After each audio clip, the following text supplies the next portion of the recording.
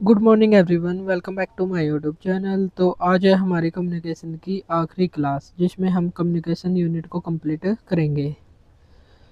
और हमारे यहाँ पर रहते हैं ट्रांजैक्शनल मॉडल। हमने पिछली क्लास में देख लिया था लीनियर मॉडल क्या होते हैं, इंटरेक्शनल मॉडल क्या होते हैं, और आज की क्लास में ट्रांजैक्शनल मॉडल को देखेंगे और मेटा कम्युनिकेशन क्या होता है, इनको डिस्कस करेंगे। और लास्ट में हम देखेंगे हाई कॉन्टेक्स्ट और लो कॉन्टेक्स्ट, ये कहाँ कहाँ पर होता है और हाई और लो कॉन्टेक्स्ट में अंतर क्या है या दोनों में फ़र्क क्या क्या है, ये हम यहाँ पर देखेंगे। तो ट्रांजैक्शनल मॉडल में हमारा पहला मॉडल है यूजीन वाइट्स मॉडल। ये सर्कुलर और कंटिन्यूस दोनों ही होता है विदाउट ए बिगनिंग और एन एंड। इसमें ना तो शुरुआत होती है और ना ही अंत होता है, बल्कि ये सर्कुलर मोड में ऐसे चलता रहता है। तो और ये चलता ही रहता है। Also introduce the concept of feedback, feedback का कॉन्सेप्ट भी इसमें इंट्रोड्यूस किया गया। इसमें 8 स्टेज होते हैं कम्युनिकेशन के। तो ये 8 स्टेजेस ऑफ कम्युनिकेशन ये क्या क्या होते हैं, तो ये रहे 8 स्टेज। सबसे पहले होती है थिंकिंग। तो जो भी मैसेज होता है उसे देने से पहले उसको किया जाता है थिंक, यानी कि उसको सोचा जाता है। फिर सिम्बोलाइजिंग किया जाता है। सिम्बोलाइजिंग का मतलब होता है संकेतों से। एक्सप्रेस का मतलब होता है व्यक्त करना। ट्रांसमिटिंग, ट्रांसमिटिंग का मतलब होता है कि मैसेज को एक जगह से दूसरी जगह पर भेजना। फिर होता है रिसीविंग, फिर रिसीवर करता है डिकोड। फिर आती है फीडबैक, और फीडबैक को मॉनिटर यहाँ पर किया जाता है। मॉनिटरिंग के बाद फिर से थिंकिंग वाला जो हमारा प्रोसेस है वो दोबारा से शुरू हो जाता है। तो ये सर्कुलर और कंटिन्यूस प्रोसेस होता है यूजीन वाइट्स मॉडल। फीडबैक का बिहेवियर, इसमें एक होता है कोवर्ट और एक होता है ओवर्ट। कोवर्ट का मतलब होता है नॉट शो एनी बिहेवियर और हिडन, जब हम अपना बिहेवियर दिखाते नहीं बल्कि हिडन रखते हैं। जैसे अगर हम गुस्से में हैं तो गुस्से को हम दिखाएंगे नहीं एक्सप्रेशन के जरिए भी, बल्कि हम स्माइल देंगे जिससे हमारा गुस्सा हाइड हो जाएगा। तो ये होता है कोवर्ट बिहेवियर। एक होता है ओवर्ट, जो दिख रहा होता है, जैसे स्माइल हो गई, आई एक्सप्रेशन हो गई, आंखों के एक्सप्रेशन से ही। जब क्लास ज़्यादा शोर कर रही है और टीचर अपनी आँखों के इशारे करे तो क्लास बिना बोले ही चुप हो जाती है, वो उनका मतलब समझ जाती है। तो ये होता है आई एक्सप्रेशन। थिंकिंग, ए डिज़ायर और फीलिंग और एन इमोशन, एक इच्छा होती है, एक फीलिंग होती है और एक इमोशन होती है थिंकिंग में।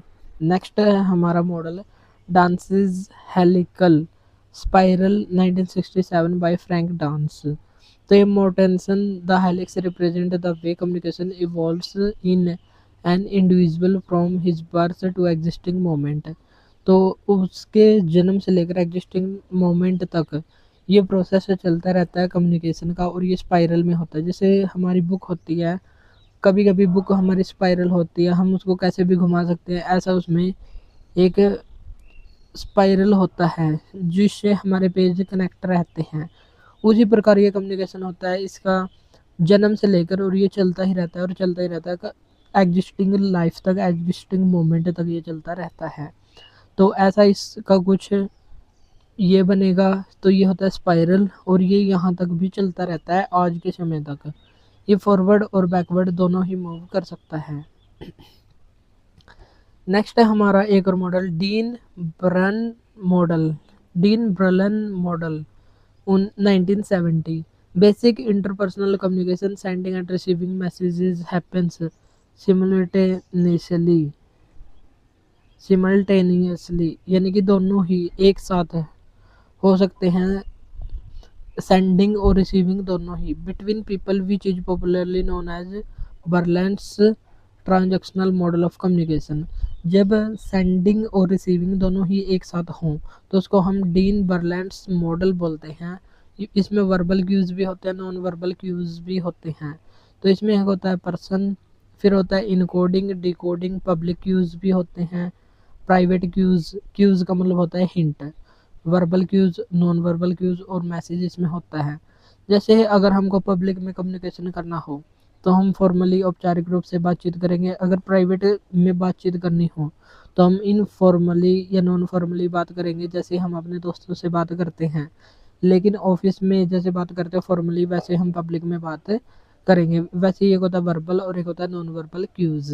तो ये सभी होते हैं डीन बर्लेंस मॉडल 1970 में। नेक्स्ट है मर्फीज मॉडल। मर्फीज मॉडल में क्या होता है, कॉन्टेक्स्ट इंपॉर्टेंट होता है। इसमें एक होता है सेंडर, एक होता है मैसेज और एक होता है रिसीवर। इसमें फीडबैक भी होती है और इसे मर्फी, डब्ल्यू हिल्ड ब्रेंट और जेबी थॉमस के द्वारा दिया गया था। मर्फीज मॉडल में 6 कंपोनेंट ऑफ कम्युनिकेशन प्रोसेस होते हैं। सबसे पहले होता है कंटेक्स्ट। कंटेक्स्ट का मतलब होता है कि किस संदर्भ में हम बातचीत कर रहे हैं। इसका ब्रॉड फील्ड होता है जिसमें इंक्लूड होता है कंट्री, कोई देश, इंक्लूड हो सकता है कल्चर, संस्कृति, ऑर्गेनाइजेशन, संगठन, इंटरनल और एक्सटर्नल कोज ऑफ एक्शन। जो हमारे कार्य होते हैं उसका इंटरनल और एक्सटर्नल कोज हो सकता है कंट्री, कल्चर, ऑर्गेनाइजेशन, या ये सभी इसमें हो सकता है कंटेक्स्ट में। फिर होता है सेंडर इनकोडर। सेंडर जो मैसेज को इनकोड करता है इसलिए इसको बोलते हैं encoder. Second encoder used symbols using words to express the message and create desired response. तो सेकंड इनकोडर होता है यूज सिंबल्स, सिंबल्स का यूज करता है अपने मैसेज को एक्सप्रेस करने के लिए एंड क्रिएट डिजायर रिस्पॉन्स। जैसे एक होता है सेंडर इनकोडर, एक होता है सेकंड इनकोडर। सेकंड इनकोडर जो होता है हमारा रिसीवर। रिसीवर फीडबैक को या अपनी इच्छा को व्यक्त करने के लिए कुछ सिंबल्स का यूज करता है, उसको बोलते हैं सेंडर इनकोडर। यहाँ पर सेंडर इनकोडर होगा। Sender encoder message core idea the sender wishes to communicate. जो मेन मुख्य पर्पज होता है कम्युनिकेशन करने का वो होता है मैसेज। फिर होता है मीडियम, किस मीडियम या चैनल से हम मैसेज को कम्युनिकेट कर रहे हैं, मैसेज को भेज रहे हैं। जैसे अगर हम ये वीडियो यूट्यूब के जरिए भेज रहे हैं तो हमारा मीडियम हो जाएगा यूट्यूब। अगर हम टेलीग्राम पर इस लिंक को शेयर कर रहे हैं तो ये हमारा चैनल या मीडियम हो जाएगा टेलीग्राम। तो ऐसे जिसके द्वारा मैसेज को कम्युनिकेट किया जा रहा है। रिसीवर या decoder who receives the message and डिकोड्स it. जो इसको डिकोड करता है और मैसेज को रिसीव करता है उसको बोलते हैं receiver decoder. Feedback can be oral और रिटन, मौखिक और लिखित भी हो सकते हैं। Feedback can be an action, एक कार्य भी हो सकता है। Sender needs feedback in order to determine to the success और फेलियर ऑफ कम्युनिकेशन। सेंडर्स को ज़रूरत होती है फीडबैक की ताकि वो ये जान सके कि उसका मैसेज सक्सेस हुआ है या फेलियर हुआ है संचार में, कि उसका मैसेज जो वो सामने वाले को भेजना चाहता था वो भेजने में सफल रहा या असफल। तो ये मुख्य पर्पज होता है। थिल एंड बॉबी मॉडल, ये एक बिजनेस कम्युनिकेशन मॉडल है। More than a single act chain of event consisting of 5 phases linking sender and receiver. Sender और रिसीवर को लिंक करने के लिए 5 फेजेस होते हैं। तो सबसे पहला क्या फेज होता है कि सेंडर और रिसीवर एक दूसरे के साथ जुड़े। सबसे पहले होता है एक आइडिया, आइडिया की वजह से ही सेंडर और रिसीवर आपस में जुड़ते हैं। फिर होता है मैसेज, मैसेज ट्रांसमिटेड, मैसेज को भेजा जाता है। फिर receiver gets message, receiver message को प्राप्त कर लेता है। And then feedback evaluate the effectiveness of message. Message की इफेक्टिवनेस को समझने के लिए फीडबैक मोर इम्पोर्टेंट होती है। The process is repeated until both parties have finished expressing themselves. तो इसका मतलब क्या है कि जब तक, जैसे कोई कंपनी होती है, कंपनी में कुछ ऐसे व्यक्ति होते हैं जो अपना प्रपोजल लेकर आते हैं कि हम ये प्रोजेक्ट है, तो उसको एक बोर्ड पर प्रोजेक्टर पर समझाते हैं। जब तक सामने वाली पार्टी एग्री नहीं करती तो उसको 2 बार, 3 बार, 4 बार, जितनी बार भी है समझाने का प्रयत्न करती है जब तक दोनों पार्टी ही एग्री नहीं हो जाती। तो ये प्रोसेस रिपीट होता रहता है कंपनियों में। जैसे हम कोई मूवी वगैरह देखते हैं तो उनमें वो जो समझाते हैं, एक बोर्ड मीटिंग होती है जिसमें एक आदमी खड़ा होकर बोर्ड पर, प्रोजेक्ट पर समझाता है और जब सभी एग्री हो जाते हैं तब उसका कम्युनिकेशन हो जाता है कंप्लीट। तो ये रिपीट होता रहता है जब तक सामने वाला हमारी बात से एग्री नहीं होता। तो ये यहाँ पर मॉडल हमारे होते हैं कंप्लीट। अब है मेटा कम्युनिकेशन। मेटा कम्युनिकेशन होता है अधिसंचार। जॉर्गन रूसे और ग्रेगरी बेटसन के द्वारा इस टर्म को इंट्रोड्यूस किया था और इसका मतलब होता है कम्युनिकेशन अबाउट कम्युनिकेशन। जैसे कोई भी कम्युनिकेशन होता है, संचार होता है या मैसेज होता है, मैसेज के बारे में जो हम मैसेज बताते हैं वो होता है कम्युनिकेशन। कभी कभी हम किसी से वैसे ही बोल देते हैं कि आज तुम बहुत अच्छे लग रहे हो, तो वो अपने आप ही सोच लेता है कि क्या मैं पहले अच्छा नहीं लग रहा था या पहले मैं बुरा था। तो उस बात को प्रूव करने के लिए उसके पीछे जो इन्फॉर्मेशन देते हैं या कम्युनिकेशन करते हैं उसको बोलते हैं हम कम्युनिकेशन अबाउट कम्युनिकेशन। इनकी एक बुक थी 1951 में आई थी, रूशे एंड बैट्समैन की communication the social matrix of psychiatry. Batson ने इस शब्द का आविष्कार किया था, लेकिन वास्तव में ये बेंजामिन वुल्फ को ये श्रेय इसका देते हैं। इसमें एक होता है semiotics, also called semiology, the study of signs and sign using behaviour. तो इसमें एक होता है सिमियोटिक्स, जिसे सिमियोलॉजी भी कहते हैं, जिसमें साइन और साइन यूजिंग बिहेवियर की स्टडी की जाती है। द स्विस लिंग्विस्ट एक फर्डिनांड थे de Saussure as the study of life of signs within society. Society के अंदर उन्होंने जीवन के जो संकेत होते हैं उनका अध्ययन इनके द्वारा किया गया। Categorization of signs into 3 main types. जो हमारे साइन होते हैं, संकेत होते हैं, उनको 3 मेजर पार्ट्स में डिवाइड कर सकते हैं। एक होता है एनिकन। एनिकन होता है which resembles its in front such as a road sign for falling rocks. कुछ ऐसे साइंस होते हैं जो रिसेम्बल करते हैं, जैसे रोड पर सामने पत्थर पड़े हैं या चट्टानें पड़ी हैं, तो उसका जो साइन होता है, संकेत होता है, उनको बोलते हैं एनिकन। फिर होता है an index associated with its referent as smoke is a sign of fire.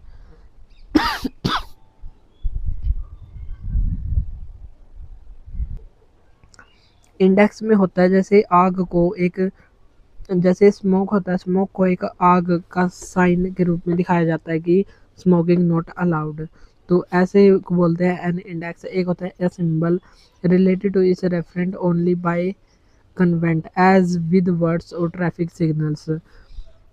जैसे ट्रैफिक सिग्नल्स होते हैं कि आगे तीव्र मोड़ है, लेकिन उसमें साइन भी होता है और लिखा हुआ भी होता है, तो ऐसे कि दाएं मुड़े, बाएं मुड़े या रुक जाए अगर red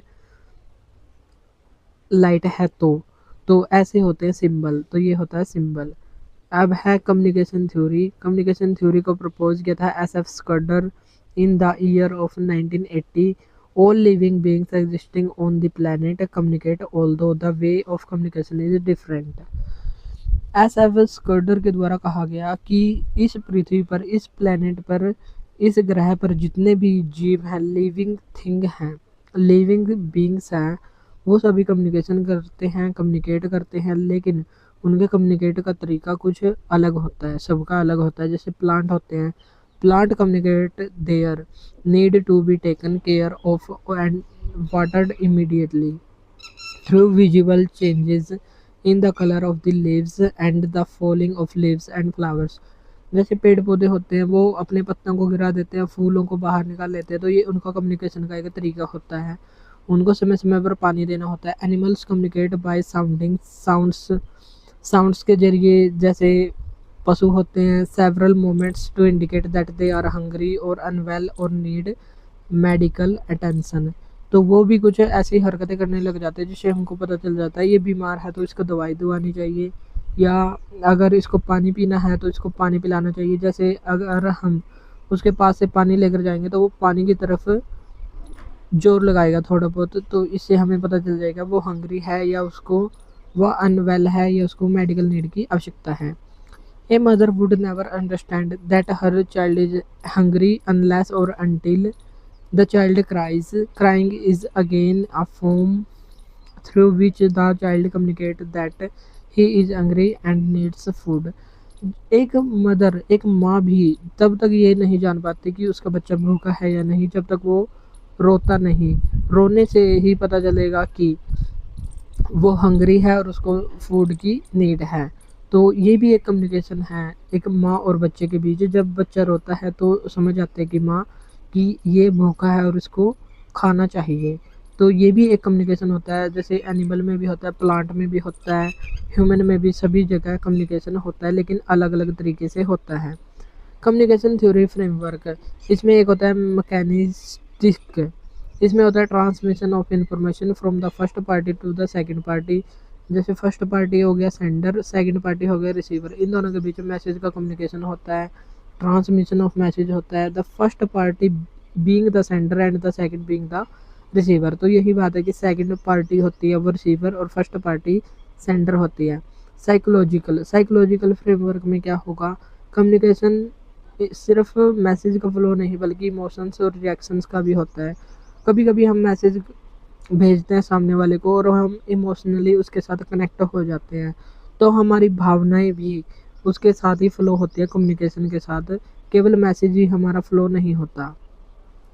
social view point consider communication as a result of interaction between the sender and the receiver.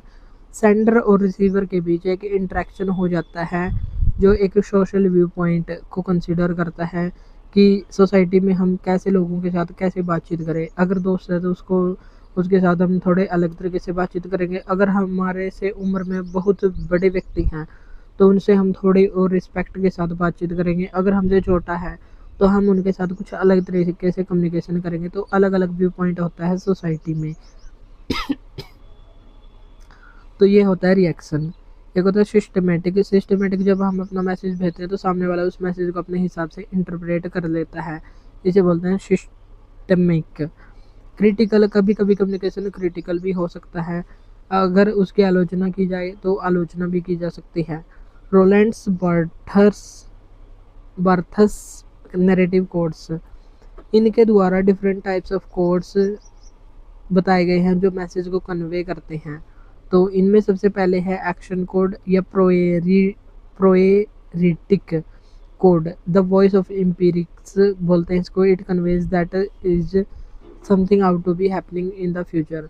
तो इसमें पता चल जाता है कि फ्यूचर में कुछ ऐसी चीज़ें होने वाली है, तो उसके बारे में पता चल जाता है, जिसको बोलते हैं एक्शन कोड। हिरमेन्यूटिक कोड या इनिग्मा, इसको बोलते हैं हम Enigma, the voice of truth, suspense create करना। जैसे कभी कभी न्यूज़ चैनल में कोई ऐसा शो आता है कि इसका कातिल कौन, तो बड़े बड़े अक्षरों में लिखा जाता है इसका कातिल कौन, चलिए जानेंगे आज के इस एपिसोड में। तो एक सस्पेंस क्रिएट की जाती है और सस्पेंस क्रिएट करने को ही इनिग्मा बोला जाता है कम्युनिकेशन की भाषा में। क्या होने वाला है आज दोपहर को 1 बजे, मिलते हैं हमारे यूट्यूब चैनल पर। तो ऐसे कुछ सनसनी बातें की जाती है जिससे सस्पेंस क्रिएट होता है, उसको बोलते हैं इनिग्मा। कोनोटेटिव या सिमेंटिक कोड, जिसमें वॉइस ऑफ पर्सन होती है, बेसिक डिक्शनरी वर्ड्स को यूज ना करके आसपास के वर्ड को यूज करना ताकि हमें उसका मतलब अच्छे से समझ आ सके। कभी कभी हम डायरेक्ट डिक्शनरी के वर्ड्स को यूज नहीं करते बल्कि उसके जैसा ही जो हमारी बोलचाल की भाषा का शब्द है उसको यूज कर लेते हैं, जो होता है हमारा सिमेंटिक कोड। कल्चरल और referential code, the voice of the science और नॉलेज क्या होता है, ऑडियंस जिस टाइप के कल्चर का पार्ट है उस कल्चर के अकॉर्डिंग हम अपना मैसेज उनके पास पहुंचाएंगे। जैसे अगर हमारी ऑडियंस उर्दू भाषा जानती है या पंजाबी भाषा जानती है तो हम उनका कम्युनिकेशन पंजाबी भाषा में ही करेंगे, क्योंकि वो पंजाबी भाषा की कल्चर में रहते हैं और उनके कल्चर के अकॉर्डिंग ही हम उनके पास मैसेज को पहुंचाएंगे। नेक्स्ट है symbolic code, the voice of the symbol. एक भाषा ये शब्द के लिए जब हम कोई दूसरा शब्द यूज कर लेते हैं तो उसको बोलते हैं सिम्बॉलिक कोड। जैसे अगर हमको कुछ कहना है, अगर हम वो डायरेक्ट बात ना कहकर उसको सिम्बॉलिक कहें, प्रतीकों के माध्यम से कहें, तो वो हो जाएगा हमारा symbolic code.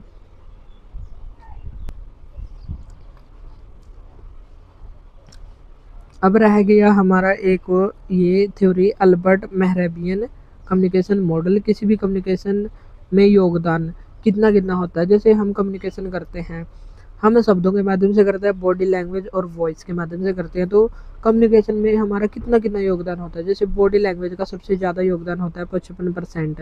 The visible actions that we show to other using all parts of our body, हमारी बॉडी के जरिए जो हम कम्युनिकेशन करते हैं तो उसका असर लगभग 55% होता है। एक होती है वॉइस जो हमारी आवाज़ होती है 38%। द पिच, पेस, टोन और वॉल्यूम ऑफ आवर वॉइस, जैसे हमारी वॉइस होती है, कभी कभी हमारी वॉइस अच्छे से नहीं पहुंच पाती या थोड़ी पतली आवाज़ होती है या कुछ भी जैसे कोई कमी होती है, तो वॉइस का इफेक्ट होता है 38%। और जो हमारे बोले गए शब्द होते हैं, जो मेन मैसेज होता है, actual words that make up our message, जो हमारे मैसेज को बनाते हैं एक्चुअल वर्ड होते हैं, उनका इफेक्ट होता है केवल 7%। तो सबसे ज़्यादा बॉडी लैंग्वेज 55%, फिर वॉइस 38% और वर्ड्स 7% होते हैं। नेक्स्ट है रस थ्योरी ऑफ कम्युनिकेशन। रस सिद्धांत ये दिया था अभिनव गुप्ता ने, और ये बेस्ड ऑन नैतिक परिष्कार या मोरल कल्टीवेशन पर ये आधारित होती है। तो ये थे कुछ महत्वपूर्ण मॉडल्स। अब हम देखेंगे ईस्टर्न और वेस्टर्न कम्युनिकेशन कैसे कैसे होता है। जैसे वेस्टर्न कम्युनिकेशन है, वेस्टर्न कम्युनिकेशन को बोलते हैं लो कॉन्टेक्स्ट, जिसमें एक्सप्लिसिट होता है, सब कुछ हमको बाहर ही पता चल जाता है।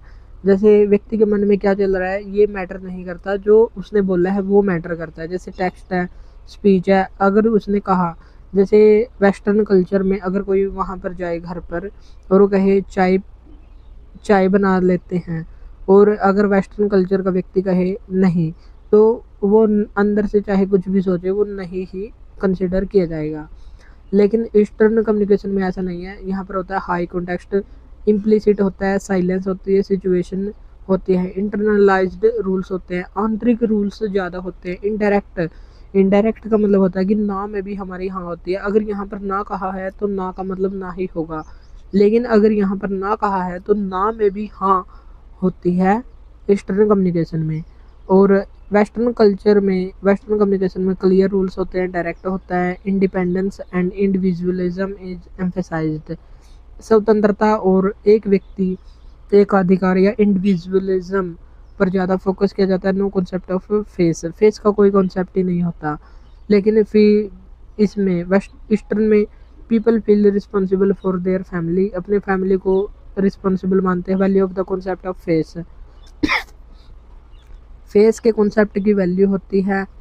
और स्ट्रॉन्ग पब्लिक इमेज, जैसे अगर पब्लिक में जो ज़्यादा फेस चलता है तो उसकी वैल्यू हमारे यहाँ पर ज़्यादा होती है। लेकिन वेस्टर्न कम्युनिकेशन में ऐसा कुछ नहीं होता। Everyone is responsible for themselves, जैसे अगर कुछ गलत काम हुआ तो सभी लोग उसके लिए उत्तरदायी हैं। लेकिन हमारे यहाँ पर क्या होता है कि एक व्यक्ति की गलती निकाल दी जाती है कि इसकी गलती इस वजह से हुई है और इस व्यक्ति को ही सज़ा मिलनी चाहिए। नेक्स्ट है if a member's face is threatened the whole group's honour is in danger. अगर एक व्यक्ति थ्रेटेंड वाला फेस है एक व्यक्ति का, तो पूरे ही ग्रुप का जो ओनर होता है, सम्मान होता है, वो खतरे में हो जाता है। जैसे अगर एक ग्रुप में 6 व्यक्ति हैं, अगर एक ग्रुप में से इस व्यक्ति ने कुछ ऐसा गलत काम कर दिया जो नहीं करना चाहिए था, तो पूरे ग्रुप का ही जो सम्मान होता है वो खतरे में हो जाता है।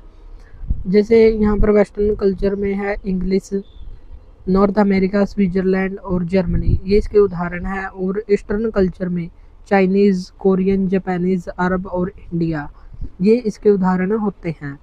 वेस्टर्न कल्चर में हमको क्या क्या ध्यान रखना है, जैसे वर्बल होता है, नॉन वर्बल यहाँ पर हो जाएगा नॉन वर्बल, यहाँ पर एफिशिएंट होता है, यहाँ पर नॉन एफिशिएंट होता है, एक्सप्लिसिट होता है, ईस्टर्न में इम्प्लिसिट हो जाएगा। ओपन फॉर क्रिटिसिज्म, अगर कोई आलोचना करना चाहे तो आलोचना कर सकता है, आलोचना की छूट दी जाती है वेस्टर्न कम्युनिकेशन में। असर्टिव होता है, इंडिविजुअलिस्टिक यहाँ पर होता है। तो ये होता है वेस्टर्न कम्युनिकेशन। और ईस्टर्न कम्युनिकेशन में होता है हाई कॉन्टेक्स्ट, जैसे इंडिया में होता है ना में भी हाँ हमारी होती है, लेकिन वेस्टर्न में ऐसा नहीं होता। तो यहाँ पर हमारी कम्युनिकेशन की यूनिट होती है कंप्लीट। अगर कोई टॉपिक रह जाता है तो उसको हम बाद में भी कर सकते हैं, लेकिन हमारी यहाँ पर यूनिट कंप्लीट हो गई। और जो भी हमने आज तक 18 क्लास हो चुकी है हमारी, 18 क्लासेस में जो हमने पढ़ा, तो उसको हम कल या परसों 1 या 2 दिन के बाद एक कंप्लीट क्लास लेकर आएंगे, जिसमें हमारी जो जितनी भी क्लास हैं उनको कंबाइन करके एक वीडियो बनाया जाएगा, जिसमें हम कंप्लीट कम्युनिकेशन का रिवीजन करेंगे। 3 या 4 घंटों में हमारा रिवीजन हो जाएगा, या 4 या 5 घंटों में जितने भी होगा, तो हम कंप्लीट कम्युनिकेशन को रिवाइज यहाँ पर करेंगे। तो आज के लिए इतना ही, मिलते हैं नेक्स्ट वीडियो में। Thank you.